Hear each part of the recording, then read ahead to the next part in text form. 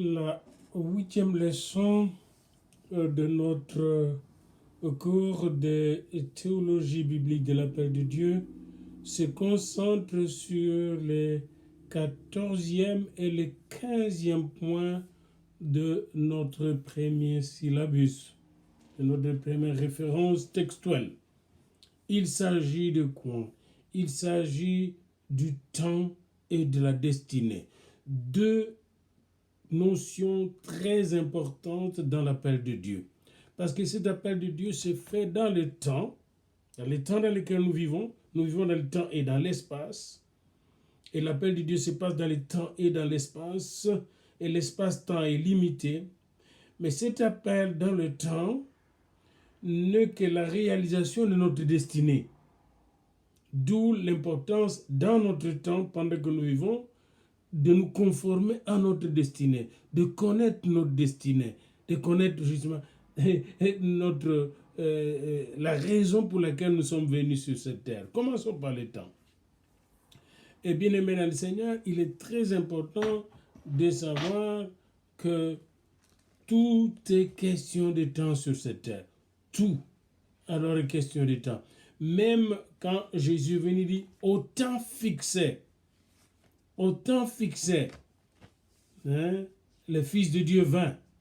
Dieu envoya son Fils au temps fixé. Donc même Dieu, sur cette terre, travaille dans le temps et dans l'espace. Il a choisi quel espace? L'espace cananéen, l'espace de Bethléem, l'espace de Nazareth, l'espace d'Égypte pour la fuite de son Fils, etc. Donc nous travaillons dans le temps et dans l'espace et Dieu définit ces choses dans le temps et dans l'espace. Ecclésiaste 3 va nous guider dans cette première partie de cette leçon, le temps. Il y a un temps pour tout, un temps pour toutes choses. Un temps pour naître, un temps pour mourir. Un temps pour planter, un temps pour arracher ce qui a été planté. Un temps pour tuer, un temps pour guérir. Un temps pour abattre, un temps pour bâtir. Un temps pour pleurer, un temps pour rire. Un temps pour se lamenter et un temps pour danser, un temps pour lancer des pierres, un temps pour ramasser des pierres, un temps pour embrasser, un temps pour s'éloigner des embrassements, un temps pour chercher et un temps pour perdre, un temps pour garder et un temps pour jeter, un temps pour déchirer, un temps pour coudre, un temps pour se taire, un temps pour parler, un temps pour aimer, un temps pour haïr, un temps pour la guerre et un temps pour la paix. Ecclésiaste 1, 3 plutôt, 1 à 8. Il y a un temps pour tout. Et tant et qu'il fait jour, disait Jésus dans Jean 9, selon Jean 9, 4, tant qu'il fait jour, il nous faut travailler aux œuvres de celui qui m'a envoyé. La nuit vient où nul ne peut travailler. Et Jésus regardait cette nuit venir, la nuit de la fin des temps, la fin du temps de la grâce. Il y aura un temps où le temps de la grâce sera fini et c'est le temps de jugement. Il n'y aura plus de mission parce que tout est fermé. Nous devons partir dans l'éternité et cette terre va disparaître pour céder la place aux nouveaux cieux et à la nouvelle terre. Il y a donc un temps pour tout. Pendant qu'il fait jour, nous devons travailler aux œuvres de celui qui nous a envoyés. Pas à nos œuvres, aux œuvres de celui qui nous a envoyés. Jean 9, 4. Sujet de partage, soyons honnêtes les uns avec les autres. Nous pouvons même partager avec moi, vous pouvez m'écrire. Comment distribuez-vous votre temps? Prenons une journée. Vous passez combien de temps avec Jésus, avec le Père, avec le Saint-Esprit? Vous passez combien de temps avec vous-même? Combien de temps avec votre famille? Combien de temps avec les amis? Combien de temps au travail? Combien de temps de repos? Prenez 24 heures de journée, 24 heures, puis distribuez votre temps.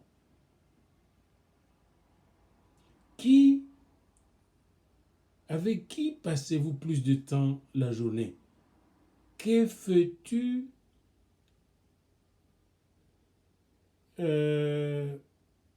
pendant la majorité de votre temps, par jour. Que fais-tu? Travail pratique avant la prochaine étape. Faites un effort tout spécial pour passer plus de temps de qualité avec votre famille ou avec vos parents si vous les avez négligés ou avec votre femme si vous êtes marié. Faites quelque chose ensemble sans nécessairement dépenser votre argent, mais en utilisant votre temps ensemble. Devoir écrit pour l'obtention de votre diplôme. Gardez honnêtement un journal pendant une semaine. Écrivez dans ce journal électronique ou de papier comment vous avez utilisé chaque demi-heure pendant une semaine. Si elle fut passée avec Dieu, avec la famille, en repos, au travail, mentionnez-les. Évaluez les résultats et suggérez des changements. Méditation, nous vous demandons d'aller dans Galates au chapitre 6, Galates 6, et dans Galates 6, allez au verset 9 à 10. Galates 6, verset 9 à 10. Galates 6, c'est le dernier chapitre de Galates, verset 9 à 10. Ne nous lassons pas de faire le bien, car nous moissonnerons au temps convenable si nous ne nous relâchons pas. Ainsi donc, pendant que nous avons l'occasion, pratiquons le bien envers tous et surtout envers les frères en la foi. Le temps est vraiment unique. Et si votre maison brûle aujourd'hui, vous pouvez la reconstruire soit moyennant vos assurances, le moyen que vous avez. Si votre banque faillit, vous pouvez toujours réinvestir ailleurs. Si votre animal meurt, vous pouvez toujours acheter un autre. Mais si vous perdez votre temps, il est parti à jamais, ce temps-là. Vous ne pouvez pas récupérer le temps perdu. Vous voyez, vous pouvez peut-être faire des choses, ces choses-là à un autre temps que vous n'avez pas pu faire, mais vous ne les retrouverez pas. Vous n'allez pas récupérer ce jour, ce temps, cette heure dans votre vie. Quand le temps passe, il passe pour toujours. Et c'est pourquoi Salomon a bien écrit dans Ecclésiaste, il y a un temps pour chaque chose. Et dans Ecclésiaste 8.8, il a écrit quelque chose de très intéressant. Ecclésiaste 8.8, l'homme n'est pas maître de son souffle pour pouvoir le retenir. Et il n'a aucune puissance sur le jour de la mort. Il n'y a point de délivrance dans ce combat et la méchanceté ne saurait sauver les méchants. Donc, quand le jour de mort arrive, pour les méchants comme pour les bons, il arrive, à moins que Dieu ne change les choses. L'homme n'a aucune manière, aucune capacité d'arrêter les temps et d'arrêter les temps de la mort. Et qui sont donc les vainqueurs de la vie? La course, les gens pensent souvent que la course appartient au plus rapide. La course de la vie n'appartient pas au plus rapide, ni la bataille de la vie au plus fort. La nourriture n'est pas que pour le sage ou la richesse pour les intelligents. La faveur n'est pas seulement pour celui qui a appris. Quelqu'un qui n'a pas appris, mais qui sait bien utiliser son temps, peut faire plus d'argent et parvenir plus loin dans la vie qu'un autre qui a étudié, mais qui ne sait pas utiliser le temps. Le temps et la bénédiction de Dieu, ici parle de la chance, moi je dis la bénédiction de Dieu, sont à la disposition de tous. Dieu nous a bénis en Abraham et Dieu nous a donné le temps depuis la création. Il nous a bénis en nous créant, mais il nous a créés et bénis dans le temps. Et c'est pourquoi lui a bien su utiliser son temps. En 6 jours, il a tout créé. Le 7e jour, il se reposa. Le don du temps. Dieu nous a donné 24 heures de temps égal à chaque personne. Chaque jour, chaque personne reçoit 24 heures.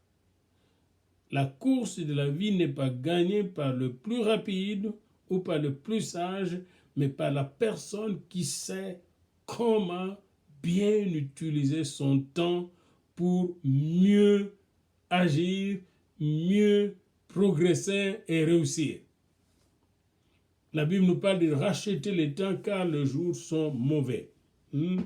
Ephésiens 5, 16. Pourquoi racheter le temps et comment racheter le temps? Pour finir la course, nous devons faire en sorte que nous ne perdions pas notre précieux temps.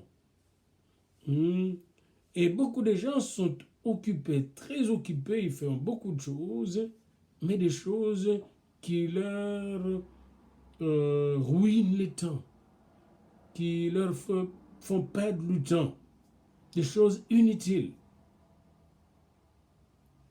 Très occupés, nous devenons comme des piles électriques qui se déchargent rapidement d'ailleurs. Les chrétiens, les disciples de Jésus-Christ devaient vivre une vie ordonnée par Dieu, donnant toute la gloire à Dieu et rayonnant, faisant rayonner une atmosphère unique, l'atmosphère du royaume de Dieu. Nous sommes les sels de la terre et la lumière du monde. Comment donner ce sel au monde pour que le monde ait du goût et soit protégé contre toute pourriture? Et comment éclairer le monde par la lumière de Jésus? Voilà ce qui devait prendre tout notre temps.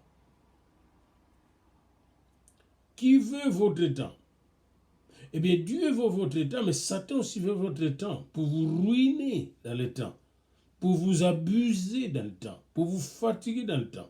Mais Dieu désire et veut votre temps pour vous bénir, pour vous combler, pour vous guider et pour faire avec lui des exploits. Vous-même aussi, vous avez besoin de votre temps pour vous reposer et en même temps pour faire les choses que vous voulez faire. Votre propre famille a besoin de votre temps, comme vos amis ont besoin de votre temps. Les collègues de travail ont besoin de votre temps. Votre boss ou votre projet, votre entreprise a besoin de votre temps. Comment répartir ce temps-là parmi tous ceux qui veulent notre temps? La plus importante chose, c'est de savoir comment passer un temps de qualité avec ceux qui veulent notre temps. Comment passer un temps de qualité avec Dieu.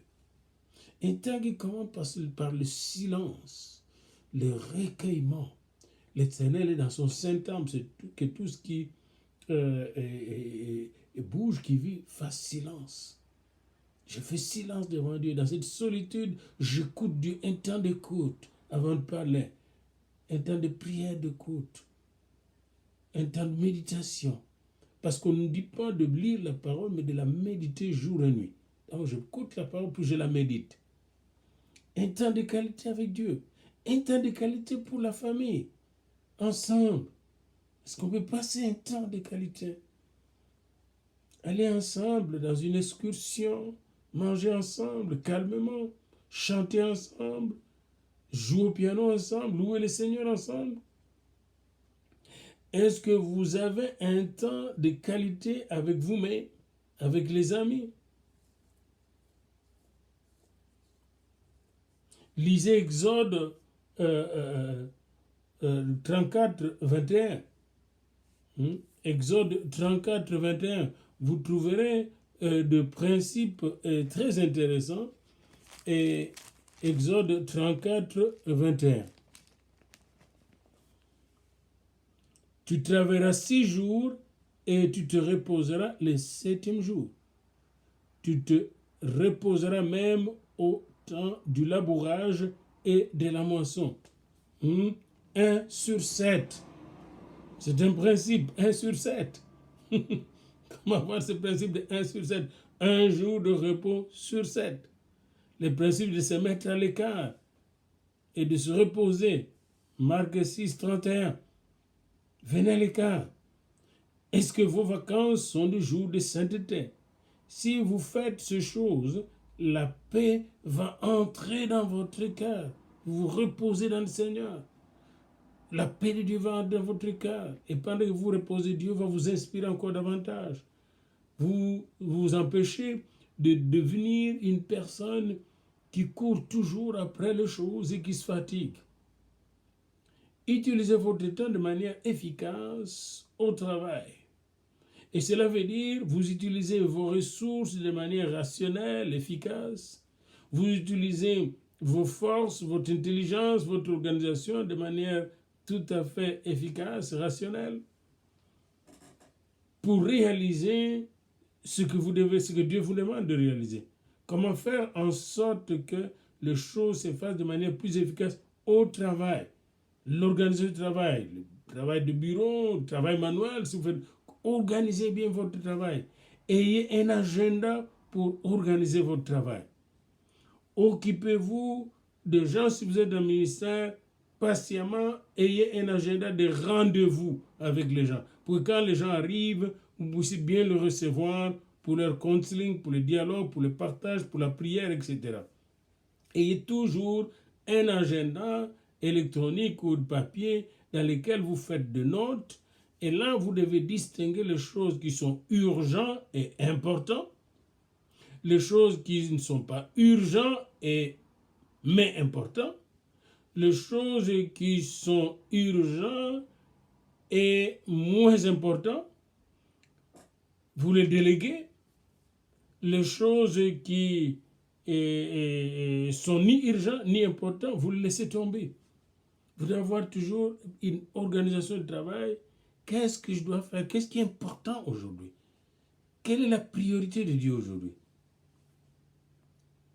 Et donc, une bonne planification de temps, comme quand vous regardez, allez dans le premier chapitre de Genèse, vous allez voir comment le Seigneur a organisé son premier jour, son deuxième jour, son troisième jour, son quatrième jour, son cinquième jour et son sixième jour de la création. Bien organiser les choses qu'il a faites, heure après heure, seconde après seconde, jour après jour.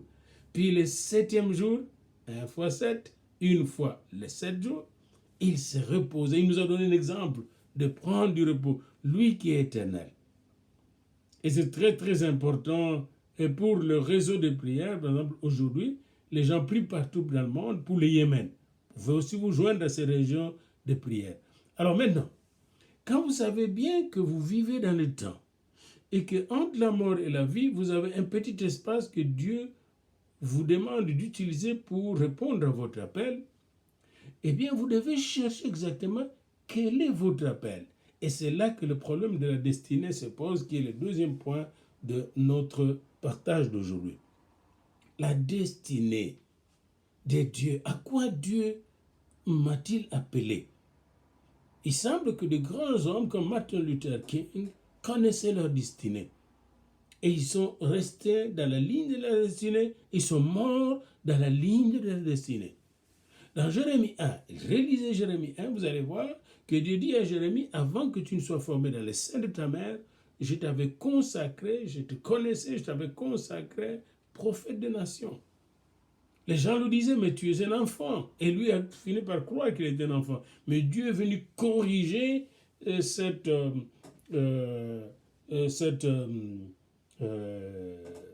raisonnements, cette pensée humaine, et a remis Jérémie à sa place dans sa destinée. Nous avons besoin d'être remis par Dieu lui-même dans notre destinée. C'est très important.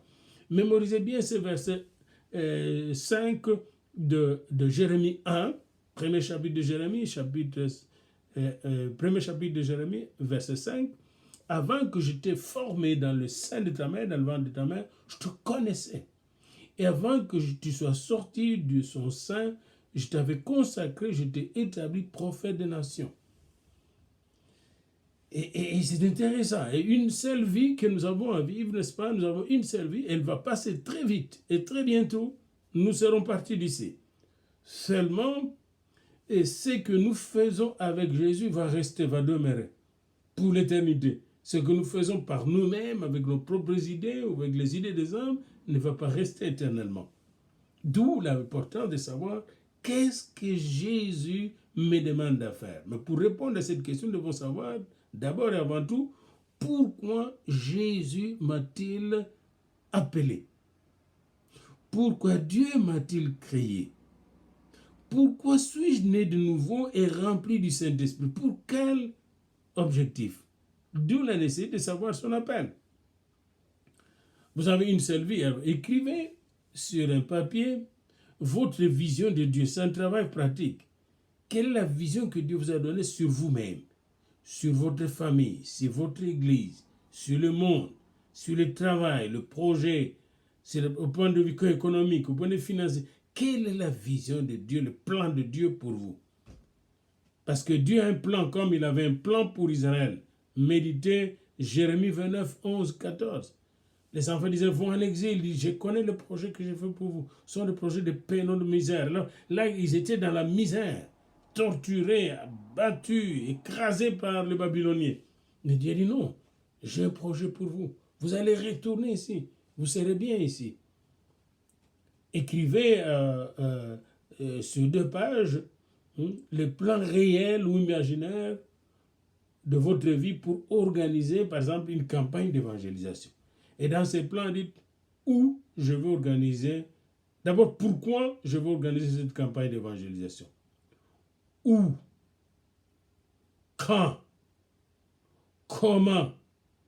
Avec qui? À quel prix? J'ai juste mettre des questions pareilles. On peut récapituler ces questions-là.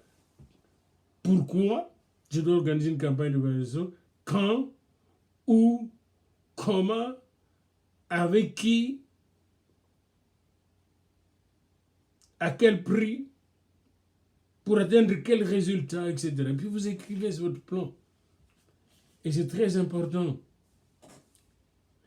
L'islam, on dit que l'islam enseigne aux gens le fatalisme, hein, et que nous sommes comme des feuilles d'automne qui tombent, puis la destinée, c'est Dieu qui décide la destinée.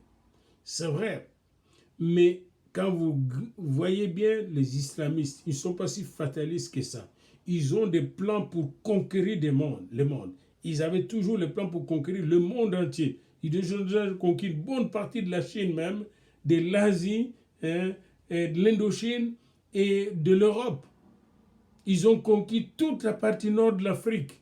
Ils ont voulu conquérir jusqu'en Espagne. Aujourd'hui, ils se sont infiltrés dans tous les pays européens, aux États-Unis ici, prêts à conquérir à travers des élections. Ils sont en train de s'infiltrer avec les Sikhs, en train de prendre position pour l'avenir.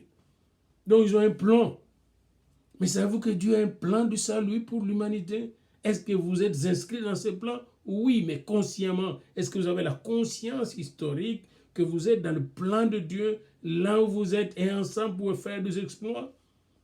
Vous allez voir que vous allez cesser de vous diviser, cesser de vous chicaner quand vous connaissez la destinée de Dieu pour l'Église, pour vous-même. Ce n'est pas pour rien que Jésus a dit, je bâtirai mon Église et les portes du séjour des morts ne prévaudront pas contre elle.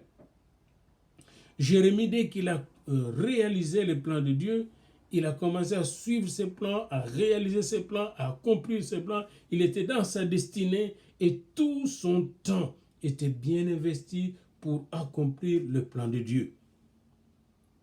Il faut vous exercer à découvrir le plan de Dieu pour votre vie comme Israël.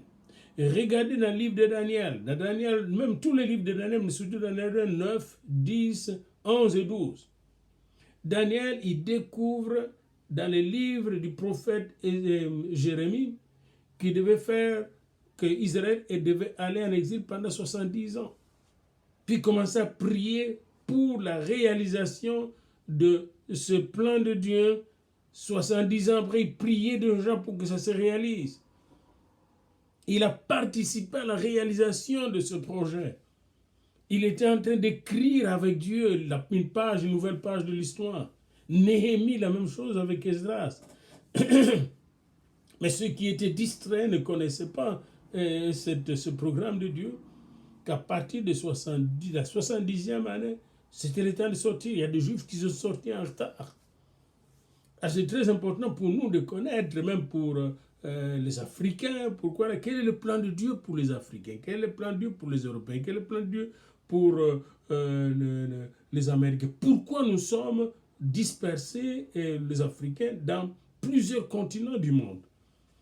Et pourquoi nous, les chrétiens, nous sommes dans ces continents. Moi, je suis sûr et certain, c'est pour préparer l'épouse. Nous sommes là pour préparer l'épouse. Et plus nous allons prendre conscience de cela, plus nous allons investir notre temps à préparer l'épouse.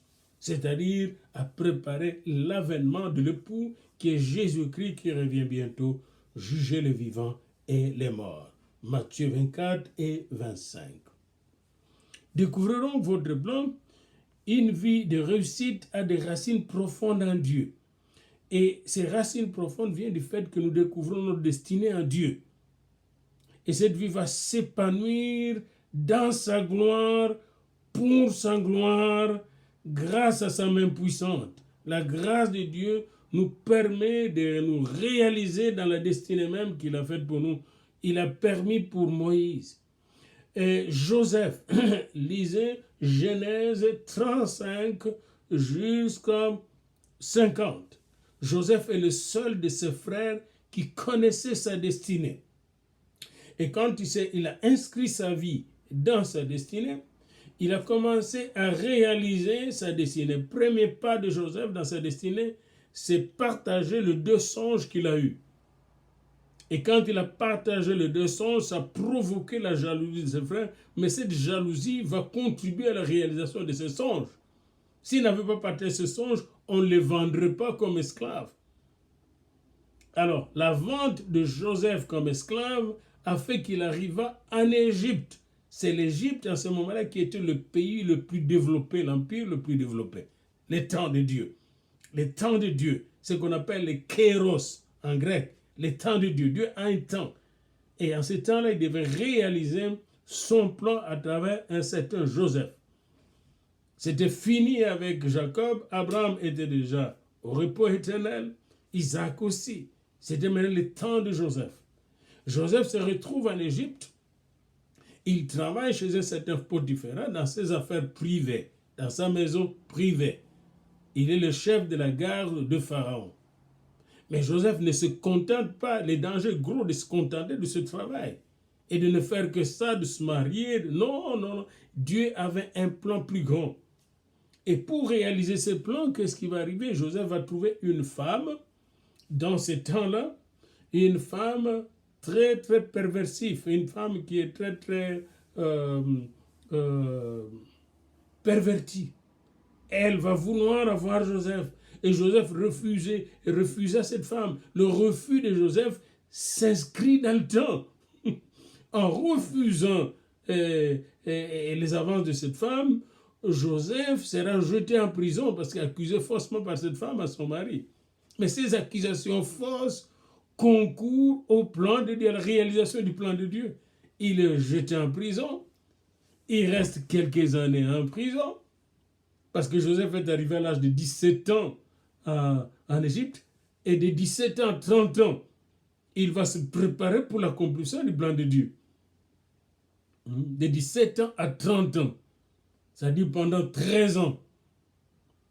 En 10 ans, Dieu peut faire de grandes choses. En 13 ans, il a fait de grandes choses. Il se retrouve en prison et là, il gère bien la prison. La prison est bénie. Et là, il retrouve les chansons et les panetiers du roi. C'est lui qui donnait au roi la coupe, qui goûtait le goûteur de vin, puis c'est lui qui faisait du pain du roi. Et ils avaient fait des songes, ils n'avaient pas de traduction. Et là, Joseph, dans ce temps-là, était le seul qui connaissait, n'est-ce pas, comment interpréter les songes grâce à l'Esprit de Dieu. Encore dans ce temps-là, Dieu peut te positionner dans un temps donné avec une puissance, n'est-ce pas, spirituelle extraordinaire pour éclairer le monde. Joseph éclaira le panetier et les chansons, et selon ses interprétations, dans 3 jours, l'un est mort, l'autre fut relevé, les chansons, il est sorti de la prison, puis on lui a redonné ses fonctions. Et là, Joseph prend soin de lui dire, ne m'oublie pas là, je suis ici injustement. Il arrive là, il l'oublie. Mais cet oubli fait partie du temps. Quand le temps arriva, Joseph fut rappelé par le roi à partir de sa prison parce que le roi avait fait un songe qui l'avait dérangé. Les songes de 7 bœufs maigres et 7 bœufs grasses, de 7 épis gras et 7 épis maigres. Les 7 bœufs gras qui sont mangés par les 7 cette bœuf mince. Puis, Joseph est appelé là, il doit se coiffer, se préparer, l'arrivée sur le roi égyptien. Et le pharaon lui demande, il donne l'explication, nous aurons 7 années de vaches grasses, 7 années de bénédiction, de richesse, d'abondance, et puis il y aura 7 années de famine, de sécheresse. Et là, le temps de Dieu, vous voyez, 7 années, encore le temps. Mais ce temps est dans la destinée, vous voyez, le temps dans la destinée, c'est ça le thème. Ton appel est dans le temps et dans la destinée. La destinée se réalise dans le temps. Et le temps entre dans ta destinée. C'est la destinée qui détermine le temps. La destinée de Dieu, parce que c'est Dieu même. Et là, la destinée de Joseph se réalise dans le temps. Et pendant ce temps, c'est prévu que Israël vienne en exil, vienne fuir en Égypte. Et cette prophétie était donnée dans Genèse 15, 13, pour 400 ans. Mais ils sont restés 430 ans, et selon Exode 12, 40, ils sont restés 400 ans, et 430 ans au lieu de 400 ans, selon la prophétie d'Exode 15, 13. Pourquoi sont-ils restés 430 ans au lieu de 400